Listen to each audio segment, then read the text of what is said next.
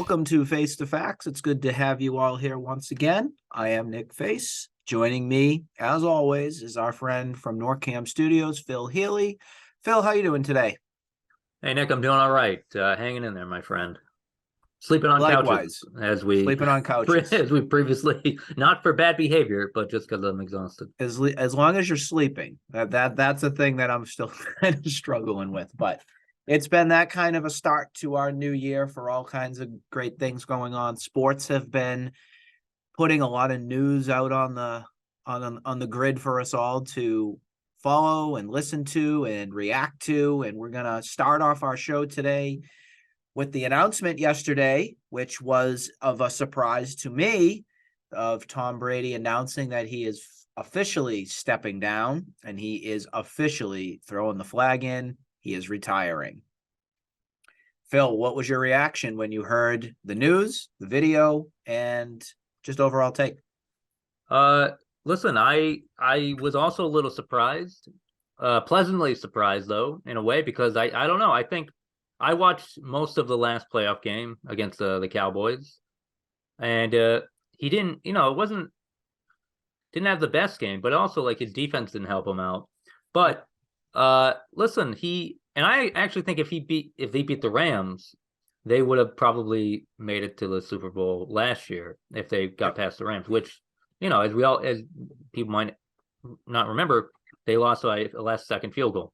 But I don't know. Yeah, I got, as you did as well, all Patriots Instagram lit up. They had something vaguely positive to kind of get blood out of a stone for the last month, despite the kind of failure of last season. But you know what? I think it's I hope this does the thing where it's like, all right, this is the end of that chapter. You know what I mean? That the crazy time we had, crazy time the league had, but also New England fans, Boston sports fans. We had this arguably one of the best quarterbacks of all time in our, on our team for 20 years. And that's we took it for granted. Yeah, of course. But no, but can we also be realistic on this too? And I'm sure they'll probably agree on this take as well. Tom Brady never should have been on another team. He should have been a Patriot for his entire career. And that's where the Patriots royally screwed up. And that's a very hard pill to swallow still to this day. Yeah, I'll say I thought it was a decent move. I think at first I'm like, yeah, move on from that's fine, it happens. But I was a little wrong on that, because he obviously had at least another year or two. I mean, whether you want to count this last year, which is not a bad year per se he had, but it wasn't his fault. No, I mean, it also looks like he pulled a lot of things and wasn't fully in it. And I'm sure like his personal life was kind of a mess in a lot of ways. So that's well, of course. I mean, this whole year for him, he never should have played. He never should have. Last year should have been the Sayonara tour. Yeah. No, yeah. But what he did is he basically chose football over his wife. That's kind of the thing, right? For a year for that. Yeah. And now you're going to go out like that? That's what's shocking to me the most about this announcement. Plus the fact there's so many other teams out there that could have been in the market for him. One of which absolutely could have been a storybook ending with the New England Patriots.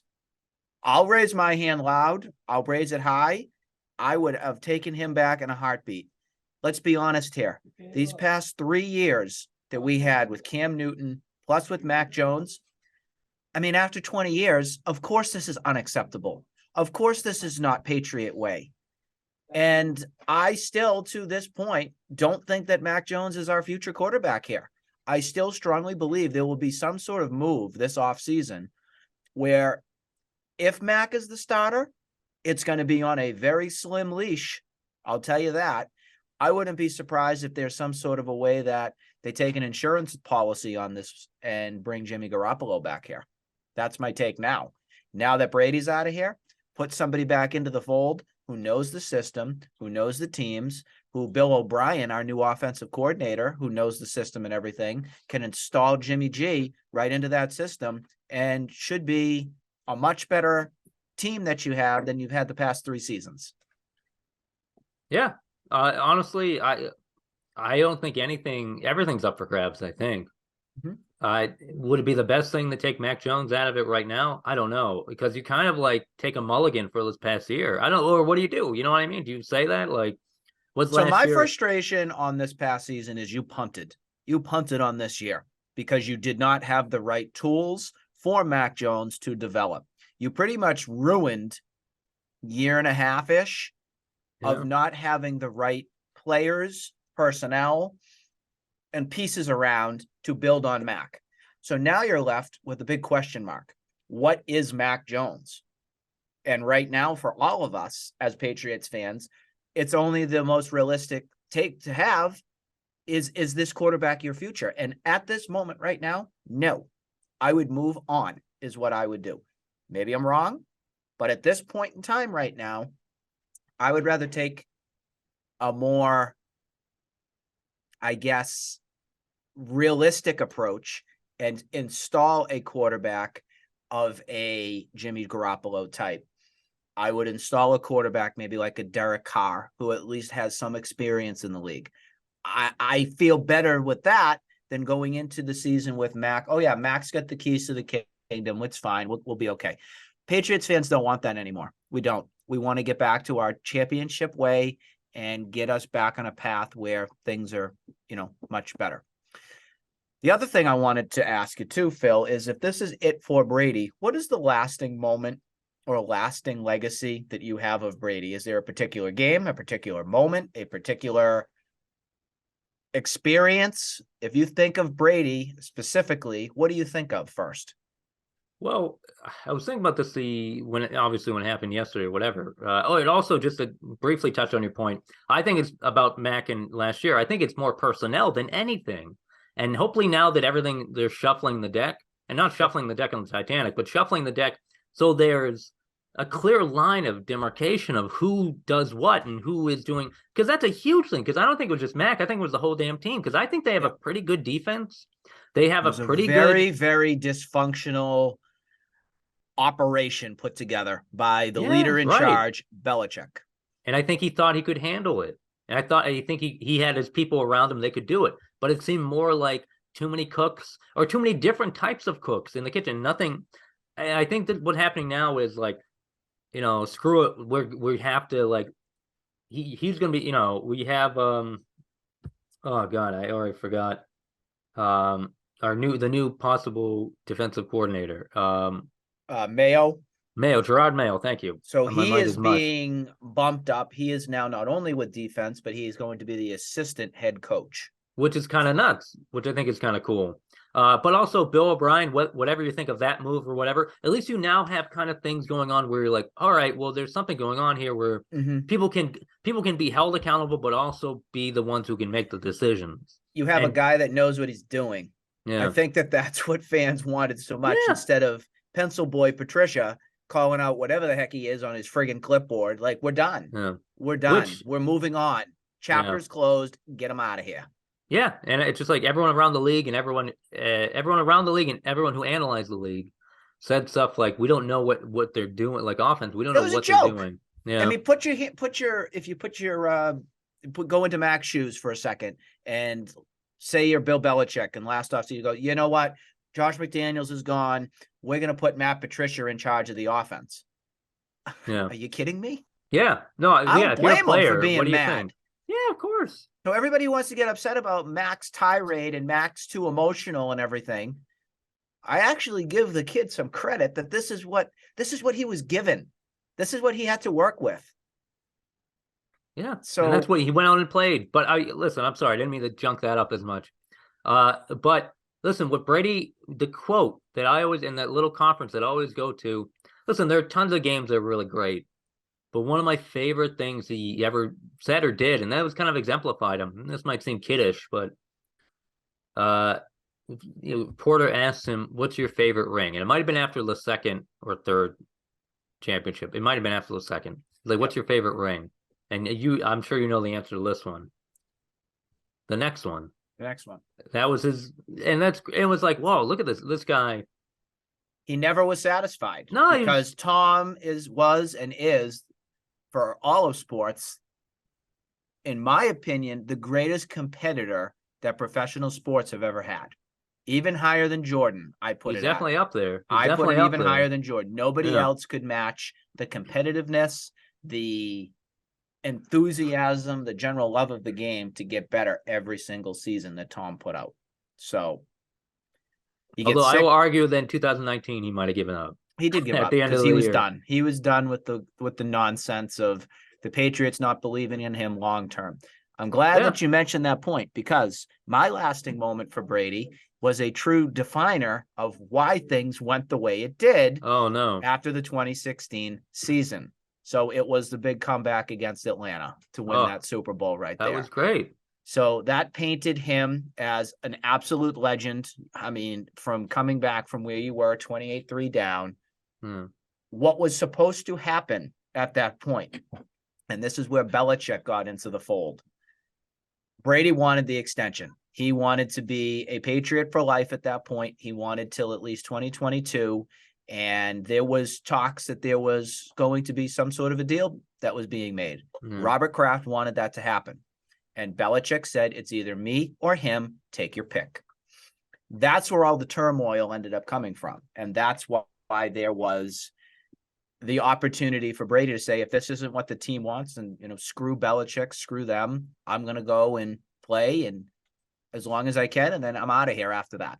So that's why it turned sour for not only Brady, but it turned sour for Gronk and other players that were a part of the team, saying, if this is what Belichick's going to do, we're out of here. So it was a damned if we do, damned if we don't moment. Yes, we won that Super Bowl from it, but there was no coming back for this after Belichick denied Brady of what he wanted. And I think every Patriot fan out there should continue to question the moves that Belichick has made, because that right there was the biggest telling point of the reason why Brady was with the Bucs. It never should have happened with the Bucs, but this is what Bill wanted, and this is the result of what he got. And it's unfortunate that it happened, but we have to be grateful for the 20 years that we had with Brady. And unfortunately, life goes on. We got to figure out who the next Brady-esque player is going to be to lead this team back to being a winner, as they should be. And do we need a Brady-esque player, though? That's the thing. So at least right now, we've had Newton and we've had Mac Jones. They can't even they don't even light a candle to them. So there can't be really the whole, the next Brady that comes in. The pressure's kind of off from that. So whoever that next person is has a completely different, in my opinion, operational way of how to achieve greatness. We need to make sure that we're never going to see another Tom Brady on this on a team again. We're not going to see that, at least not from what I see right now with who's in the league. So you need to get somebody that's going to be a winner that's going to get to the top, and that's not going to be very difficult to figure it out. It's whether it's going to be developed or traded or internally figured out.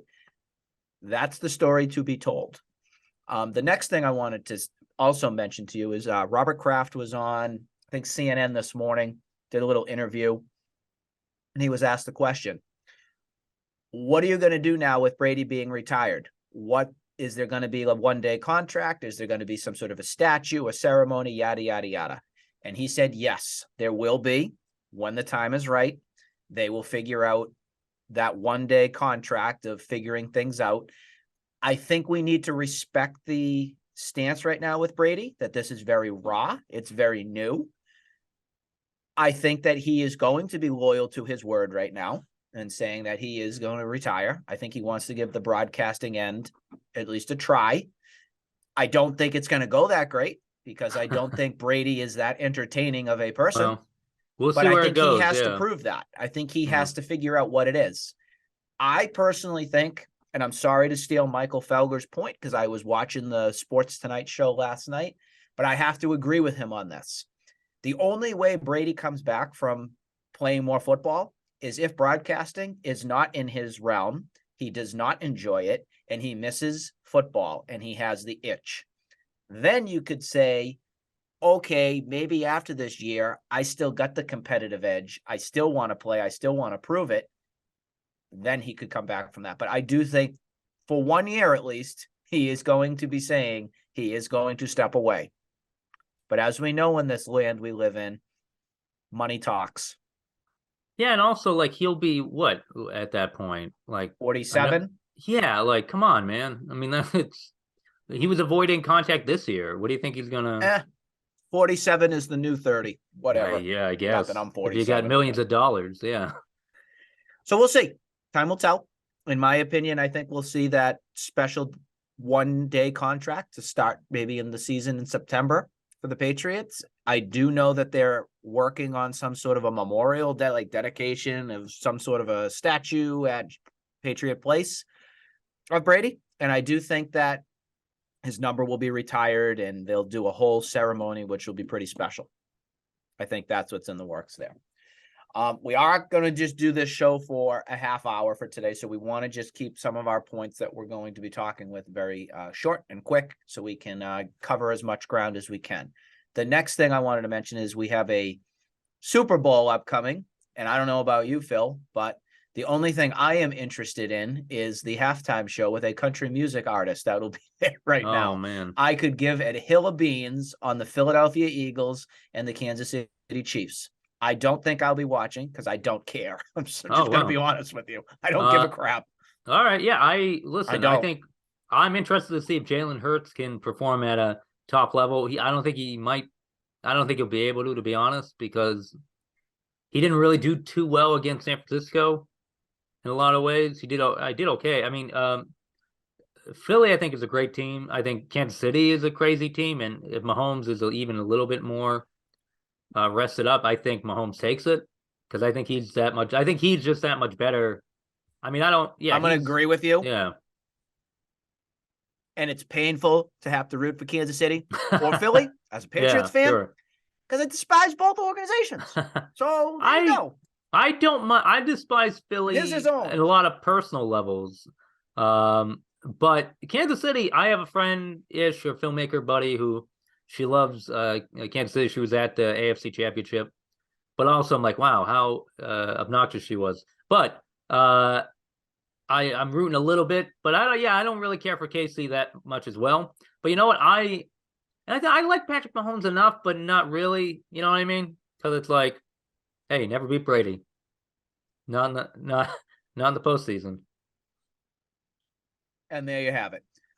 That's as far as I'm going. I'm not even telling you how I feel on it for either Mahomes or Hurts or anybody from there. But I do want to go to the Bruins next because the Bruins actually had their first struggle of the season. Yeah, they're on a slid. Week. They slid a little bit. I do think it's a good thing in a way that they are going through this now so they can get themselves to a good point after this kind of 2-week all-star break wraps up. So last night I was very pleased after the 3-game losing streak they had, which was against some irons of the league, the Tampa Bay Lightning, the Florida Panthers, and the Carolina Hurricanes. They also played the game previous before the Lightning, which was the Canadiens. They had a great game, which was about a week ago. It was a 3-2 thriller with Bergeron getting the game winner from there. For whatever reason, when the Bruins go down to Florida, we've seen it this season a little bit. They can't beat the Florida Panthers in Florida for some reason. Don't know why. They are 1-1 so far with the Tampa Bay Lightning. They beat them once right before Thanksgiving. And then this past game, it was just, they were lethargic. They were out of position. They were out of whack. But the more concerning game to me was the Sunday matinee. No, not matinee. It was more like an afternoon, late afternoonish kind of game, which was against the Carolina Hurricanes. And I harp on that one because I think that's going to be a team they're going to face in the playoffs right there. And Carolina has been the Achilles heel of the Boston Bruins. The other team, which is very close to where the Bruins are at, the Bruins are at 39 wins right now, which is an outstanding first half of their season, was last night's game against the Toronto Maple Leafs. I was thrilled with the effort, the production, the players were in good positions. And it was a game that they got a 5-2 victory against for the Toronto Maple Leafs. But the player in particular, I was ecstatic with their just how awesome he was on the ice last night, was Pavel Zacha. Here's a guy that Don Sweeney has been always scrutinized for his moves. He has always been not viewed upon as a popular figure within many Boston Bruins fans. You need to raise your sticks for this move, because there is a move that was this offseason. He traded last season's second liner Eric Haula to the New Jersey Devils. And you got a player in return of Pavel Zacha, who people forget was the 6th round pick not too long ago. 6th overall pick, excuse me. They just signed to a contract extension. He has been an anchor on that second line. They call it the check line. So that's with David Krejci and Pasternak that are a part of it. He's a difference maker. And he is somebody that has really made that second line and really been an addition that they can slot in any position. Superb. So I love the move. I hope the production continues. He was a force last night on the ice. That line is clicking again, which is great. On a negative front, the Bruins need to figure out their power play. The power play has lacked any sort of power to it in the past couple weeks. I want to hopefully see this break Marchand, Bergeron, and Pasta, or if DeBrusque gets back in return after this little break, back to playing their style of hockey. I think they've been a little too complacent. I think they've been a little too cute with the puck. And I think that that's got to change moving forward. These are all things that I think they can make that adjustment on, and I think they'll be just fine. The concern was losing against some of the iron in the league. I don't want this to be the same song and dance that happened from the past previous years. The Bruins always have a great, regular season. And when the playoffs come, when push comes to shove, when they're up against the Tampas or the Torontos or the Carolinas or the Capitals, whoever it's going to be, they crumble. We can't crumble. We can't do that this year. So you have to figure it out and become a championship team. Because as of now, you are a good regular season team. Great regular season team. I'll give them that. But you got to get it done when it matters in the playoffs. That is the biggest prove it thing that this team has to do this year. So if you're watching and you're listening out there, Bruins, players, organizations, team, show us fans that you are going to get this done. Finish the job. That's my word on that. Anything you wanted to add on the Bruins front, Phil, before we go to the Celtics? No, nothing I could add that would add to that. Keep it simple. I like it.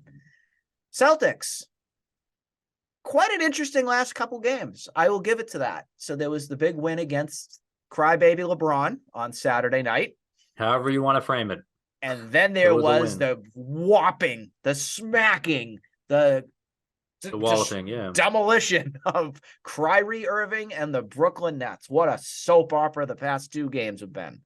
Let's go to the Lakers first. What'd you think of that game? Well, I mean, I think Brogdon and Brown and some of the refs bailed you out of that game. But listen, I think Tatum didn't have a good game. I also think they played like three games in like 4 days. And I think it was evident that I guess it had been seen or been documented that when they got like 2 days or more of rest between games, they came out a little flat. But that wasn't the case last night against Brooklyn Nets. But my whole point is, I think LA, they were tired, but they also needed a win because they lost, I think, 3 in a row. Yep. And yeah, they needed it. And Tatum was up and down. He was decent in OT, but it was really Brown and Brogdon that really helped him out, and some players that some key players that helped him out. I think, LeBron got fouled. He got fouled on that last play. He definitely did. But what he did after that is insane. Like, it really was a tantrum. I was like, man, all right. It's like, cool it. It's like, and also, man, you can't control everything. What are you going to do? And I did love what Pat Beverly did, though, when he showed the camera to the ref. I thought that was awesome. I thought that was hilarious. And that was pretty funny. It was pretty great. And I like Pat Beverly as a player. And that's him standing up for his team and for his guy. But I also think the Lakers played you very well. And I think the Lakers people are sleeping on the Lakers right now. I think their record doesn't reflect who they are right now. I think if they continue to grow, and if AD gets healthier and continues, he's coming off the bench right now, Anthony Davis, and so is Westbrook. So listen, if they get another scorer, look out, because I think even now they're playing pretty well. If they clamp down, they play defense, and Schroeder's doing well for them too. Mm-hmm. So I mean, listen, people are crapping on the Lakers, and at the beginning of the season, up until like maybe the last like month, I think they were right to do so. But whenever you have a LeBron James, as much as we hate to say this around here, whenever you have a LeBron James on your team, you have a chance to do something. And if he doesn't quit on you, then yeah, look out, because it's going to be dangerous. But yeah, but I'll give the Celtics credit. They took the gift of going into overtime and they took advantage of it. They didn't, I will fully admit that was a foul. 100%. Yeah. You heard it here. We both agree on that. It was a foul. The reaction, the end result of him not getting his way is one of the reasons why he's one of the most despised athletes of all time for me. Yeah, I mean, it's clear cut that was like, yeah, man, you got to walk that off. It's nonsense that he pulls. That is the reason why he is despised by Celtics fans. By some people, yeah. And then we have the other goon who showed up last night. And I have nothing more. It brings me such great happiness and joy to see that imbecile get his teeth pounded in last night. He had some good licks at the end. I mean, he got taken out at the end of the third or whatever. But he had some good moves at the end. I know we keep it kid friendly as best we can, but he is the biggest POS I've ever seen in my life. He is. Yeah, there's a lot of stuff with him that doesn't settle well with me, but I also I'm up and down. He is insufferable. Yeah, insufferable. Insufferable. Thank you. But yeah, you will. I'm working on my vocabulary too. No, but I got the hooked on phonics at home. We'll work. No, he angers you so much. He impacts your speech. He angers me so much. I make other words in the dictionary. I'm going to have to get in touch with Merriam-Webster and put these new things in there. Yeah, they'll do it. They will. Face the Facts edition. Mm-hmm. But let's listen. Yeah, I agree. He's not. It was great to see them do it. The only thing I didn't like was Ben Simmons didn't play. I wish he was there to absorb that blow. But yeah, and you were surprised by that? No, well, that's the other part of that. What is oh, shocker, Ben Simmons isn't showing up in a game that he needs to show up in. Yeah, same old. But it's and he had 0 points the last time too. It's a joke. It's you know what, and I feel bad because they were playing really good basketball up until, and you know what, honestly, they still have been playing decent basketball without KD. They played Golden State up until the last moment, which also Golden State is a good team, as evidence of how they play us. You can't discount them 100%. I agree. And even with that's the thing. When anyone sees a record, that's why when the C's have the best record. It's like, listen, the C's have the best record, but just they have to play in sync. They have to play better defense. They did that last night a bit, and they have to clamp down. As soon as they play defense, as soon as they play better on one end, the other end opens up. And when you see them play good basketball, they're usually playing good defense, and they pass around the ball, and Brogdon brought up a great point last night. It's like we get a lot of good looks, and sometimes people pass up those good looks to try to get a better look. But if you have to have confidence to hit that first good shot, and once you start hitting those, they'll start hitting. And they hit 27 threes. It was a home court record, so it was fun to watch. It was fun.